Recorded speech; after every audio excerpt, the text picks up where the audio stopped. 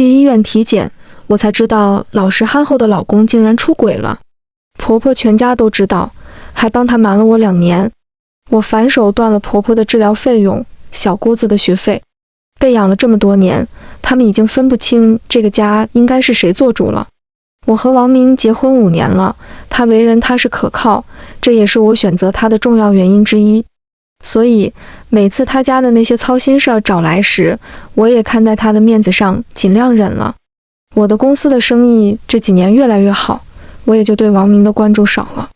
他妈每次看到我都要为理为豪地说一大堆催生顾家的话，慢慢的我也就习惯了，左耳朵进右耳朵出，王明也会哄我。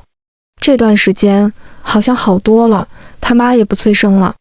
开了一早上的会，一进办公室就看到闺蜜张帆一脸愤怒地坐在我的办公室。怎么了？这是又和老公吵架了？她看到我蹭的一下站起来，你呀，一天就知道工作，后院失火了都不知道。我一愣，没明白她神功意思。张帆看着我，欲言又止地站着。什么后院失火？她急忙跑过来，将手机递给我，一段视频。我点开，一个熟悉的侧脸引入眼帘，依依王明。她扶着一个大肚子的年轻女人，看起来好像很在意，脸色喜悦。这是？张帆叹了口气说道，王明这个混蛋出轨了，我亲耳听到的，那个人是小三，已经怀孕了。我愣在原地，虽然张帆这么说的，但是心里还是没有底。我和王明认识7年，结婚5年，他的为人是有目共睹的踏实。每次他出门，我都特别放心。这样的人突然有一天，有人跟我说他出轨了。如果说这话的人不是我的闺蜜，我一定当个笑话，听了就算了。我又看了一眼这个视频，男女之前的氛围很奇妙，是不是暧昧关系？一眼就能看出来。我也不相信啊，所以连自己的病都没有检查，偷偷跟着他们。张帆喝了一口水，那个女的怀孕5周，王明亲口说是他的孩子。我微微皱眉，我没有不相信你，只是这件事对我来说太不可思议了。王明每个月拿着3000块钱的工资，就算我要给他零花钱他也不要，甚至还回去自己攒钱给我买礼物。要说王明长得帅吧，那是以前，结婚后他也不注意健身了，早就没有了当年的感觉。这女人看着还很年轻，她图王明什么呢？把张帆送回家后，我直接回了家。这段时间我都是住在离公司比较近的房子里，快半个月没有回家了。我按了密码进去，客厅没有人。这个时间点，小姑子和婆婆应该是在家的才对。我刚要放下钥匙，婆婆的卧室里传出声音。我下意识地放轻了脚步，走到卧室门口。小姑子的声音愈加清晰，哥，你可真是够窝囊的，他不给你生孩子还有理了。到时候你让把于洛的孩子生下来，偷偷养在外面，他不知道又能把你怎么样？于洛就是那个小三的名字。婆婆这时候也说话了，既然你们都有了孩子，现在肯定是要生下来的，原来他们都知道件事啊。婆婆说道，这个事儿呢，要说起责任在谁，谢宇肯定是没跑了，仗着自己有几个钱，现在连家都不回了，哪有这样对老公的？小姑子王薇紧接着就说，还不是仗着我哥老实又对他言听计从的，要不然谁会娶她呀？这时候公公也说话了，哎，当初怎么就娶了这么个人呢？王薇，我觉得这样吧，哥，你让嫂子把公司的股份给你，这样我们就不会再被他欺负了。婆婆公公都很赞同这个办法。王明唯唯诺诺地开口，这是你嫂子的公司，我怎么能这么做呢？王薇，那你就等着你的孩子跟你一样，受着他的罪吧。王明像是做了什么很为难的决定一般，顿了半天，才坚定地开口，薇薇说的对，我怎么样无所谓，我的孩子不能跟着我受苦。我听着他们诉说着对我的诸多不满，心里想笑。我和王明结婚后不久，他妈就病了，尿毒症，至今都没有找到合适的肾源，全靠钱在养着。去年他爸挂着我的名气做生意，欠了一屁股的债，对方也是看在我的面子上，才愿意把这些债还一还的。王薇如今读研究生，也是我在供着的。这些年他们吃我的，住我的，竟然还能说出这种话。表面上一团和气，背地里帮着儿子找小三。他们的吐槽结束，我走到门口，将门打开，又重重地关上。里面的人以飞快的速度跑出来，就连我体弱多病的婆婆也是第一时间冲出来的。小希，你什么时候回来的？我微微一笑，刚回来呀，怎么了？几人面面相觑，随后露出劫后余生的微笑。你回来怎么也不和我们说一声，好让你爸给你做饭啊。我看了眼家里，刘嫂呢？王威和他妈异口同声的回答，他家里有事请假了。这样啊，大概是他们要商量大事，所以就把刘嫂先支回家了。小希啊，你想吃什么呢？爸给你做去。我随意的说了几道菜，他听后也没说什么，直接进了厨房。王明慢慢走过来，这段时间辛苦你了，老婆。听到他的话，我真是恶心的想吐。不辛苦，都是为了这个家嘛。只要你们能记得我的好就行，别责怪我不像其他人家的媳妇，经常在家就好。婆婆立即过来说，哎呦，我们怎么会怪你呢？我们心疼你都来不及的，都是妈拖累了你呀。我笑笑没有说话，回屋换衣服。刚换好，就提示邮箱进了消息。我打开，是让人调查的那个小三的信息传过来了。他叫于洛，今年25岁，竟然和王明是同一个高中的，只不过比王明高2届。他也是在这个城市上的大专，和王明的关系很好。我心中耻笑，原来还是我亲爱的小姑子一手促成的呀。于洛有个姐姐叫于心，这个名字有点熟悉，我好像在哪儿听到过。当我看到王明的名字时，恍然大悟，这不就是王宁一直喜欢的女生吗？这样说的话，这个于心知道自己的妹妹当了小三吗？我出去吃饭的时候，大家的表情还没有恢复正常。婆婆看了我一眼，小心翼翼地问道，小希啊，你回来的时候听到什么声音了吗？我将嘴里的菜咽下去，思考了一会儿，听到了你们在说话。4个人齐齐停住了动作，一动不动地看着我。我们当时在说什么？我微微皱眉，好像在说我看着他们表情，都能感觉到他们在屏息。我只听到了自己的名字，具体什么内容我就没有听到了。几个人相互看了一眼，长舒一口气。这顿饭估计只有我一个人吃得很香吧。晚上，王明站在床头欲言又止。往常这个时候，我都会贴心地照顾他的情绪，然后耐心问他发生了什么。此刻，我选择视而不见。王明叹了一口气后，又偷偷看我，见我不理赖他，又叹了一口气。我专心看书，是他为无物。老婆，最近公司怎么样？我没有抬头，敷衍地回答，情况不太好，亏损很严重。他一阵惊讶，急忙坐到我身边，怎么会这样呢？我叹了口气，常在河边走，哪有不湿鞋呢？我这次回来也是打算告诉你和爸好他们，以后可能得紧衣缩食了。王明立即垮下脸，怎么会这样呢？你不是说自己赚钱能力很强的吗？我也没有生气，没办法，现在也赚不了钱了，要不我们离婚？王明张了张嘴没敢说话，一会儿又嬉皮笑脸地说道，我刚才也是太着急了，你别生气哈，老婆。我点头，我怎么会生你的气呢？明天你去和爸妈说一下这件事吧，我一早就得去公司了。王明见我要睡了，急忙说道，我现在一直被人瞧不起，我撑起眼皮看他演戏，怎么会呢？王明来了精神，我的朋友们都说我是靠女人养着的，是个吃软饭的。我心里冷笑，不然呢？你还软饭硬吃呢？既然都这么说你，那就别拿他们当朋友了。陈书义着急解释，也不是啊，这不是我的尊严也有些受损吗？都这么多年了，我有时候也会有点而沮丧的。我心里突然有了一个主意，问他，那你的意思是？王明以为我要答应，赶紧说道，要不你把公司的股份分给我一点吧。原来这是在这儿等我呢，股份现在肯定是不能给你的，公司现在有紧急危机，现在转让股份会引起不必要的猜测。王明冷着脸，我笑着哄他，别生气嘛，股份不能给你，但是我可以给你一家分公司啊。王明的眼睛亮了，真的吗？哪家分公司？就在西郊那边，你之前去过的，我就是害怕那家公司情况比较复杂，你能不能胜任呢？王明哪里会让我反悔，恨不得打包票说自己可以。那好，周一吧，我带你去变更分公司的法人。这个公司那笔有问题的账，可算是能甩出去了。这个背锅侠找得我很满意。我去公司之前，先去了找了一个朋友，他之前帮我跟过一个客户，拍照技术很好，嘴巴也严实。沈江看到我提供的资料，眼睛一亮：“你老公出轨了？”我点头，哈哈哈。我无奈地看着他：“你笑得有点太大声了吧？”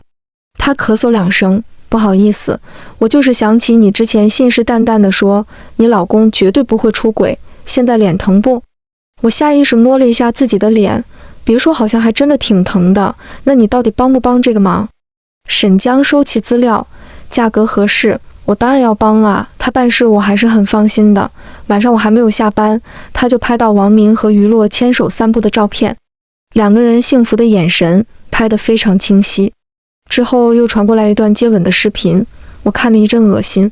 我想起那天他们一家人说的话，觉得是时候做点什么了，于是打了个电话，对方只说了一句明白了，便匆匆挂了电话。我坐在房间里给助理发消息，任何人问我的行程都说去了外地出差，短时间回不来。第二天中午，我一醒来，手机上30几个视频电话，50几个未接来电，都是早上这段时间打来的。我没有理会，而是拿出电脑看家里的监控。这会儿家里有些热闹，沙发上坐着几个彪形大汉，而我的公婆还有小姑子，像个小鸡崽子似的站在几人面前。他们被吓得瑟瑟发抖，你看看我，我看看你。不多时，门被打开，王明回来了，他手里拿着一张卡。我知道他的月薪不多，到不了3万，这些人肯定不会满足的。手机突然弹出一条消息，是张帆发来的：“你干啥了？你老公刚才问我借钱来着，我没给借。”干得漂亮！果然，几个人听到王明说出卡里的数额时，将卡一把摔在了他的脸上。王明被打得捂住脸，也不敢发火。他又掏出手机，我的手机响了，我没有接听。家里的所有房子都是我的婚前财产，其他卡里的钱，我已经以公司周转不灵为由赚了出来。现在他们能用的钱，估计就只剩下了王明卡里的钱。但是我低估了这家人的无耻。王威飞快地跑进我的更衣室，抱着一盒东西出来，交给要债的。几人拿起来看了看，又听说是我的东西，开心地收下了。王明一脸气愤地坐在沙发上打电话，我的手一直在震动，我都没理会。一直到下午，微信上突然有个陌生人加我，我点开他的头像，只有一张侧脸，但我还是认出来，他就是于洛。好啊，现在的小三都喜欢来原配面前叫嚣，是不是？我通过了他的好友申请，还没说话，对面就发过来一个消息：“你好，谢女士，对不起。”他这么说倒是把我整不会了。我决定先不说话，看看他想干什么。我和王明是那种关系，现在我怀孕了，但是我不想要这个孩子。我一愣，这是什么意思？不想要他去打了不就好了吗？什么意思？他提出约我见一面，就此刻。我想了一下，联系沈江过来帮我，万一他有埋伏，我不是要吃亏了。沈江就潜伏在餐厅里，距离我座位不远的地方。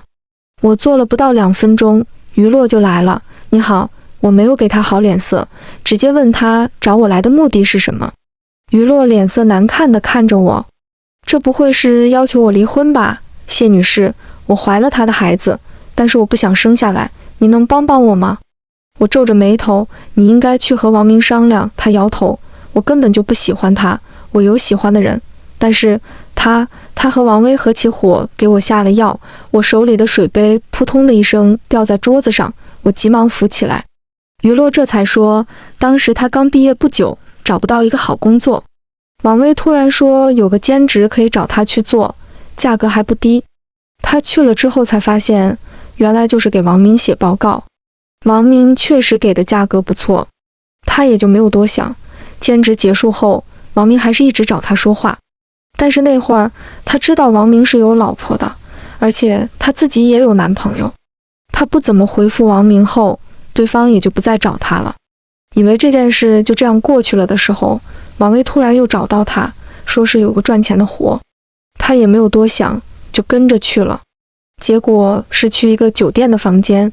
于洛在看到王明的那一刻，就觉得事情不妙，想走，但是已经晚了，因为他在去的路上喝了王威给他的水。等到他再次清醒过来，王明一脸威胁地看着他。于洛想要报警的，但是王明拍下了视频，看不清男方的脸，但是他的面容却十分清楚。他说，如果我报警或者不和他偷情，他就将这些视频传播出去，他会发给我爸妈、我姐姐，还会发到我的学校去。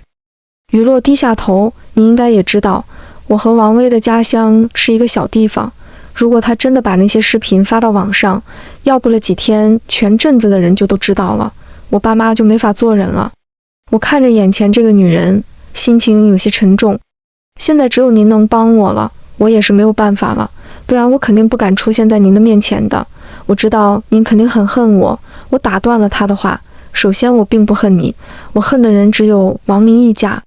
其次，你也是受害者，没必要这样贬低自己。我会查清楚，如果情况属实，我会帮你的。于洛立即跪倒在我面前，我发誓，如果我骗您，我出门就会被车撞死。餐厅里的人纷纷看过来，你快起来，别被王明发现你见过我。我回到酒店，电话还在震个不停。我接起来，王明气急败坏，你他妈去哪儿了？竟然和我说脏话！王明，你给我好好说话。他沉默片刻，冷着声音，家里出事了，你知道吗？出什么事情了？王明债主上门了，家都差点被砸了。我的债主吗？他不说话。不是我的债主，你跟我发现什么脾气？王明的声音软下来，不是的，老婆，我刚才太着急了呀。他话还没有说完，手机就被抢过去。我婆婆吼道，你快点打钱，快回来，那些人说还会再上门的。您是在命令我吗？我没见过伸手要钱还这么颐指气使的。如果真的着急，我希望您还是好好组织一下语言再说话吧。我组织什么语言？你的钱不就是我们家王明的钱吗？不然那你还想给谁？你除了我们家明明谁会要，你别给脸不要脸。我真的笑了，你要是这么说的话，我1分钱都没有。说完，我直接挂了电话。半个小时后，王明开始发微信和我道歉，见我回复，又急忙打过来电话，老婆，妈刚才就是太着急了，你别真的生气啊。我没有说话，等着他的下文，你先打点钱过来，咱们好歹也是一家人啊。我冷笑，我没见过一家人说话这么难听的，等你妈来跟我道歉的时候，我才会考虑要不要给你们钱。王明，谢希，你疯了吧？你让我妈给你道歉？我没有听他继续说下去，直接挂了电话。沈江的电话这时候打过来，我查过了，那个于洛说的确实是真的。我搓着手指想了一下，于洛现在住的房子是我刚上大学那会儿家里给我买的，离我的学校很近。我打电话给于洛，他很快接起来，我会让师傅上门去安摄像头，你到时候开一下门。好的。他什么也没有问，直接一口答应。如果计划不出问题的话，明天王明会过去，你一定要抓住这个机会，诱导他说出当初给你下药的事，最好把王威也供出来。于洛，我知道了，谢女士，我一定会的。我挂了电话，于洛刚才的声音都是颤抖的。晚上，王明打过来电话，老公，妈想通了，她和你道歉，你就别和我们计较了。我还没有说话，婆婆就开口道，妈不对，妈不应该那么说你的，真的，别生妈的气了，小希啊，妈知道错了，对不起你呀，你别生气了。我没有搭理他，让王明说话。喂，老婆，你看，妈也道歉了。我打断了他的话，王明，你外边的女人都怀上孩子了，你还好意思和我要钱？王明沉默了半晌，才颤抖着嗓音问，你怎么知道的？我冷笑，你没想到吧？你和他去产检的时候，我也在医院，我亲耳听到的。王明着急忙慌地想要解释，你听我说，我是因为王明，我们也这么多年的感情了，只要你让他打掉孩子，我们之间就还有机会。王明很显然是舍不得的，他支支吾吾地说道：“小希，反正你也不想生孩子，要不就让他生下来养着吧。我妈一直生着病，她想要个孙子。”我没有给他一丁点的机会，直接告诉他：“要不你让他打了孩子，继续到分公司当总经理，要不咱俩就离婚，你们一家3口团聚吧。”王明毫不犹豫地选择了前者。我并不惊讶，他一定会这么选。好，你先把你的事情解决，我再让你去分公司。王明连忙点头。第二天中午，于洛悄悄给我打电话，说他已经成功地让王明将那天晚上的事情说了出来。我早就知道了，我可以在电脑上看到客厅的监控。1周后，于洛去医院将孩子打掉了，但王明还是不让于洛离开，承诺会每个月给他生活费。王明让于洛打掉了孩子，我当然就会信守承诺，让他进到分公司，还变更了法人，好好干。这次可别再让我失望啊，老公。王明激动地看着办公室的一切，眼眶都红了。老婆，你放心，我一定会让你对我刮目相看的。我点头。出来时候，助理问我：“林总，那账怎么办？”上面已经在查了，我被对手公司阴了一把，账目上的问题一直没有解决，现在查下来，我可能会面临经济追责，判刑也是极有可能的。我看了眼分公司的大门，现在不是有人帮我们背锅了吗？助理一愣，立即笑道：“好，我明白了。”等回到公司，助理就带着2个财务去处理这件事了，我则进行下一步工作。下班的时候，助理过来说已经处理好了，王明很开心的就签了字。我点头，那就好，他是自愿的吧？助理笑道：“当然了，办公室里可是有监控的，那就好。”我去找了于洛，现在要是告王明的话，正合适。于洛紧紧地握住我的手，我如果告他的话，那些视频他会传播出去的。我将一个 U 盘拿给他，视频在这里，现在它是你的武器了。于洛呆呆地接过 U 盘，看着我，半天没有说话。对不起，我看过了，因为我需要辨认视频的真伪。于洛摇摇头：“谢女士，我要告他，现在就告他。”好，律师已经在等着你了。于洛提起诉的时候，王明正喜滋滋地做着他总经理的美梦，直到接到法院传票的那一刻都是懵的，而税务局那边也查到了他的头上。我全力配合调查。王明的母亲张玉玲拉着我的手：“你可得帮帮明明啊，你们是夫妻，咱们是一家人。”王明也看着我：“怎么办呀，老婆？”我认真地想了一下，先离婚吧，这样还能保住家里的钱，给爸还债，给妈治病，微微上学也得要钱。王明还没有说话，王薇就立即跪倒在地上：“哥，你快听嫂子的吧。”张玉玲也求女儿：“要是咱家的钱都没了，我和你爸就得去死啊！”王明没有办法，只能答应。走出民政局的那一刻，他还拉着我的手：“老婆，家里就先交给你了，你一定要帮我请最好的律师。”我拍拍他的手，安抚他：“放心吧，我会的。”王明被抓的时候，我就在家里。不过，和王明一起被抓走的还有王薇。王薇一边震惊，一边挣扎：“你们是不是抓错了？”我上前和他解释：“没有抓错，偷窃罪呢，你偷了我那么多东西，你忘了？”王薇眼睛瞬间瞪得老大，指着我：“你他妈的害我！”王明也反应过来，这些都是你干的，是你害我们的。但是无论他们2人说什么，警察还是将人带走了。张玉玲走过来，一把拉住我的衣服：“你为什么要这么做？明明对你那么好，你为什么要害他？”我将他推开：“这不是跟你们学的吗？喂不熟的白眼狼，我对你们还不好吗？他一个人娶了我，全家都脱贫了。要不是我拿钱养着你，你早就死了，哪还有机会背地里说我的坏话呀？”他一愣，脸色变得煞白，身体摇晃了几下，重重地倒在地上。我没有那么心狠，还是给他叫了救护车的。忘了告诉您，我的东西都被追回来了，所以债主应该很快就会上门了，您自己保重哦。王晓东扶着郑红玲，想骂我，结果一抬眼就看到几个大汉已经走了进来，要债出去要，别把我家弄乱了。几人冲我微微鞠躬：“我们明白的，谢女士。” 2个月后，王明的审判来了。他因为强奸和经济罪数罪并罚，被判了18年有期徒刑。王威因为盗窃和协助强奸，被判了13年。他们俩被审判的时候，我就坐在下面。可惜他们太慌张，也太害怕了，根本没有注意到我的存在。张玉玲躺在一个出租屋里，她已经不能去医院了，因为没有钱。我去看她的时候，她整个人已经脱了相，房间里也是弥漫着一股骚臭味。你滚！她挣扎着想用东西砸我，但是又使不上力气。别这样嘛，我来是想告诉你，你2个孩子都判了，儿子18年，女儿13年，你们母子3人这辈子估计是再也见不到了。她无声地流着泪。